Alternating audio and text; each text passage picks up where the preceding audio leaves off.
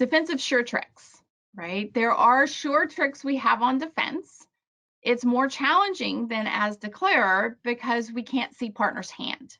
So we have some third hand guidelines that we've discussed, and we use those to take our sure tricks. Now, a couple of them come to mind: overtaking partner's honor and using the attitude signal. So let's look at those.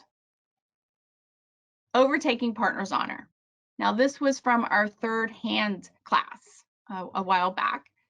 And let's look at trick 1, trick 2, trick 3. Okay, it's the same layout. I've just got it divided out into 3 tricks.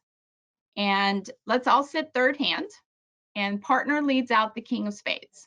Top of a sequence, promising a 4-card suit versus no trump, and the dummy plays the 3. As third hand, anytime you have honor doubleton, whether it's bigger or smaller than your partner's led honor, you want to play it. That's that hot potato card, right? Third hand would play the ace, and declarer would follow with the 4. Now, if we jump over to trick number 2, this is with the first trick gone, okay? Third hand's on lead because they've overtaken their partner's honor, and they return the 2, which declarer plays the 7. Partner plays third hand high. Now, anytime you're third hand and you have touching honors, you play the lower of touching honors, right? So partner would play the 10, and the 6 would follow from dummy.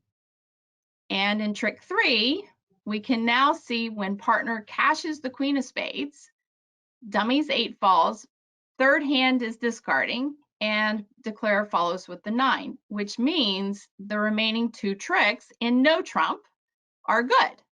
Now, if you're in a suit contract, you've taken your 3 tricks, and declarer is going to be trumping. But in a no trump contract, you get to take 5 tricks simply by third hand unblocking, overtaking partner's honor. Okay, so it's an unblocking technique.